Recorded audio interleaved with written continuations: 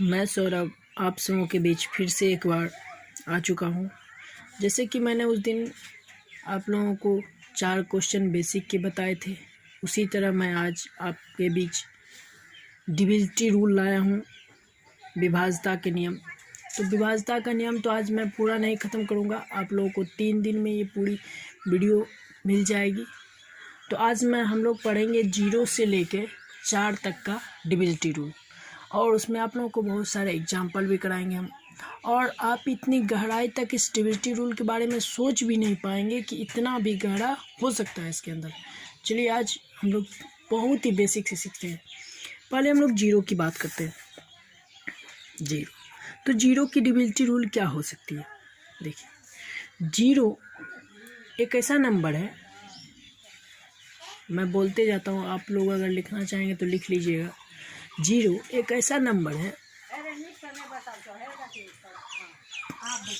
0 एक ऐसा नंबर है जो सब नंबर से कट सकता है, जो सब नंबर से कट सकता है, लेकिन 0 से कोई भी नंबर नहीं कटता है। ये याद रखिएगा, 0 को हम सारे नंबर से कटा सकते हैं, डिवाइड लगा सकते हैं, लेकिन 0 से किसी भी नंबर में डिवाइड नहीं कर सकते। 0 से अगर हम किसी भी नंबर में डिवाइड करेंगे तो क्या होगा, उसके बारे में बात करते हैं हम लोग। जब हम 1 को 0 से डिवाइड करने जाएंगे तो हम क्या देखेंगे कि हम एक ऐसा नंबर ढूंढने चल जाएंगे। जैसे कि अगर हम लोग 6 को 2 से भाग करते हैं तो 3 लिखते हैं, तो इसका मतलब है कि हम लोग 2 को 3 से गुना करेंगे तब 6 आएगा। तो हम लोग 0 को 1 से जब भाग करेंगे तो इसका मतलब हुआ कि हम लोग ऐसा नंबर ढूंढेंगे जिस 0 में मल्टीप्लाई करने पे 1 आ जाए। तो वो एक ऐसा क्या नंबर होगा, इन्फिनिटिव होगा। तो हम लोग कह सकते हैं कि अगर हम किसी भी नंबर को अगर 0 से डिवाइड करेंगे तो वो इन्फिनिटिव आंसर देगा। ठीक, आप लोग समझ गए होंगे 0 के बारे में कि 0 को हम सारे नंबर से कटा सकते हैं, लेकिन 0 से किसी भी नंबर में भाग नहीं कर सकते, क्योंकि उसका आंसर इन्फिनिटिव आ जाएगा। और एक बात आती है कि 0/0 क्या होता है। 0/0 क्या होता है? तो 0/0 क्या होता है, इसका मतलब है कि हम लोग जब 0 को 0 से डिवाइड करते हैं, देखिए 0 को 0 से डिवाइड करेंगे, ये भी इसका आंसर 1 भी हो सकता है, इसका आंसर 2 भी हो सकता है। 0 से जब 1 में गुना करेंगे तब भी 0, 0 को 2 से गुना करेंगे तब भी 0, 3 से गुना करेंगे तब भी 0, 4 से गुना करेंगे तब भी 0, यानी इन्फिनिटिव आ रहा है आंसर इसका। तो इतने सारे जब एक डिवाइड का हम लोग देखते हैं कि 2 को 3 से मल्टीप्लाई करते हैं तब 6 आता है, तब ये प्रॉपर सॉल्यूशन होता है। लेकिन यहाँ पे जो है कितने सारे आंसर आ रहे हैं, तो इस तरह से हम कह सकते हैं मीनिंगलेस है, इसका कोई मीनिंग ही नहीं है, इसकी कोई परिभाषा ही नहीं है, इसलिए ये 0/0 मीनिंगलेस होता है, अपरिभाषित होता है। चलिए अब 1 की बात करते हैं, 1 का डिविजिटी रूल। 1 जो है एक को छोड़कर किसी भी नंबर से नहीं कटता है, एक को छोड़ करके किसी भी नंबर से नहीं कटता है, लेकिन एक सारे नंबर को कटा सकता है। एक सारे नंबर को कटा सकता है, लेकिन एक से ही कटता है और किसी भी नंबर से नहीं कटता है। फिर से मैं बता रहा हूँ, एक को छोड़कर किसी से नहीं कटता है, लेकिन सभी संख्या 1 को कटा सकती है। चलिए उसके बाद 2 की बात करते हैं हम। 2 का डिविजिटी रूल क्या होगा? देखिए 2 का हम लोग जानते हैं कि जिसके इकाई अंक की बात छोड़ देते हैं, यहाँ पे इकाई अंक से सीखेंगे तब आगे नहीं सीख पाएंगे हम लोग। इकाई अंक को छोड़ देते हैं, हम ले लेते हैं कि अंतिम अंक। हम अगर अंतिम अंक ले लें, अंतिम अंक का अंक, अंतिम का एक अंक अगर 2 से कटेगा तो वो संख्या 2 से कटेगी। अंतिम अंक अगर 2 से कटेगी तो वो पूरी संख्या 2 से कट जाएगी। अब देखिए, अब इसी के साथ हम लोग 2 आया, 2 का स्क्वायर कर लेते हैं, 4 का डिविजिटी रूल क्या होगा? अंतिम का एक अंक था ना यहाँ में, तो इसका स्क्वायर किए तो 2 आया। इसका मतलब यहाँ पे 2 अंक अगर 4 से कटेगा तो आप लोग 2 अंक का मतलब क्या, इकाई दहाई से बनी संख्या जो 4 से कटेगा वही संख्या पूरी संख्या कट जाएगी। देखिए इसी के साथ आते हैं 2 का स्क्वायर हुआ, 2 का क्यूब की बात करते हैं 8। अंतिम का जैसे यहाँ पे 2 आया था इसीलिए यहाँ पे 3 आ गया। 3 देखिए 3 अंक, तो हम लोग जानते हैं कि इकाई दहाई और सैकड़ा से बनी संख्या क्या होगी, 8 से भी कटेगी।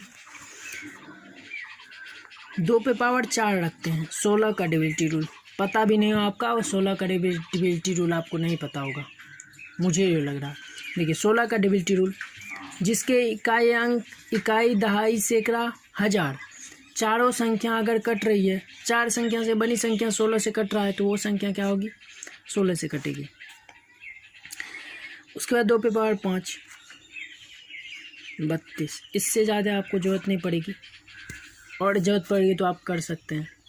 5 अंक से बनी संख्या 32 से अगर कट रही है तो पूरी संख्या 32 से कटेगी। ठीक,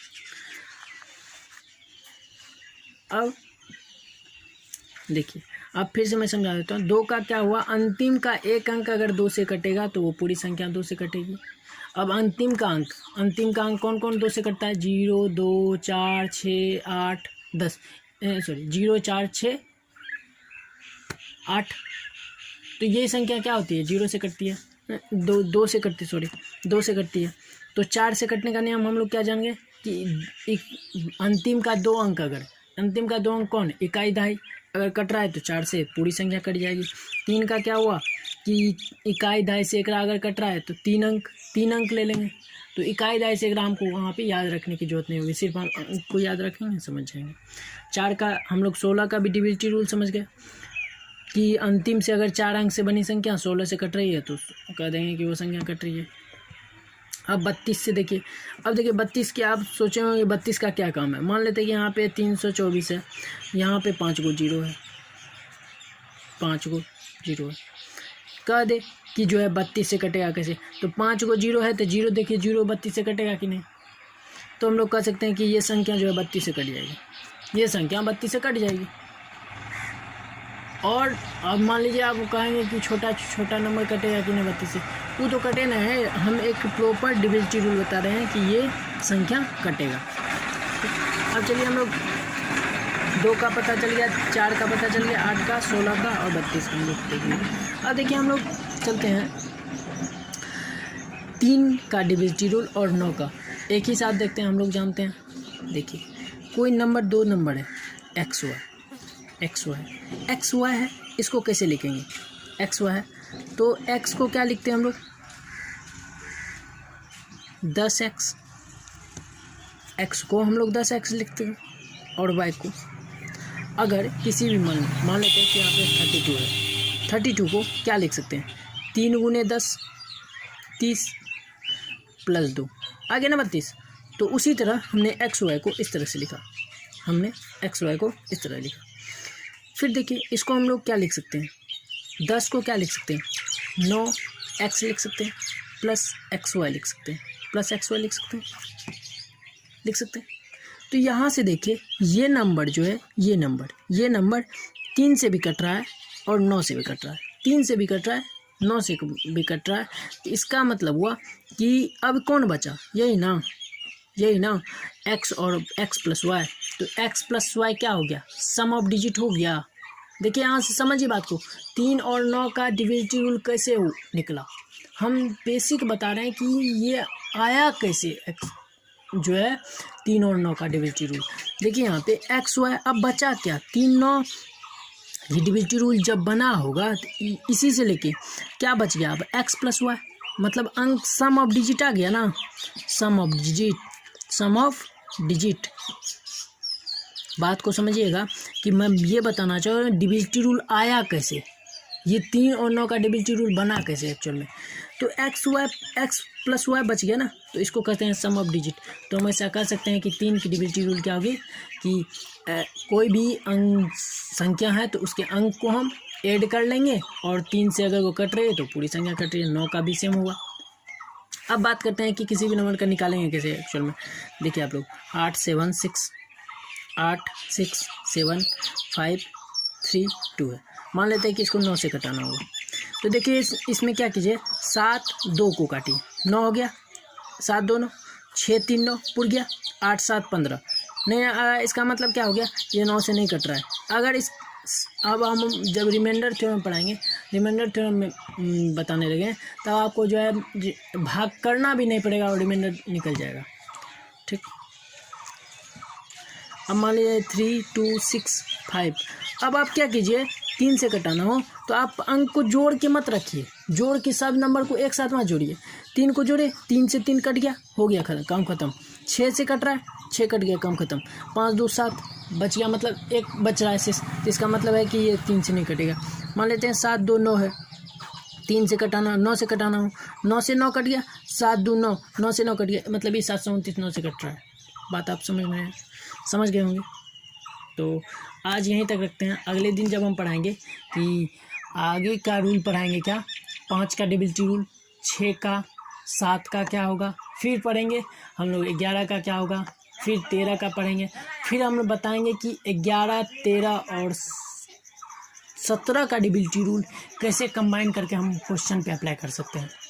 ठीक, आप समझ पाए होंगे। धन्यवाद। और अगर अच्छा लगे तो शेयर जरूर कीजिए। मैं बेसिक कॉन्सेप्ट बताऊंगा कि जो ये क्वेश्चन आए कैसे, जैसे कि आपने देखा कि यहाँ पे एक्स प्लस डिविजिबिलिटी रूल बना कैसे, उसी तरह मैं बार बार चाहूँगा कि आप लोग को बेसिक चीज़ें पता चले कि वो क्वेश्चन ट्रिक जो बनता है कहाँ से बनता है।